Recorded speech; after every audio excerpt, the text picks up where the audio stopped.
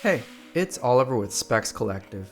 Today, we're unboxing a newer release, the Brunello Cucinelli Jared. Known for quiet luxury and Italian craftsmanship, Brunello Cucinelli entered eyewear in 2021 as a collab with Oliver Peoples before launching their own line in 2024. These are handmade in Japan. I have them here in black with their terracotta brown lenses. What stands out immediately is the thickness and bold rectangular shape.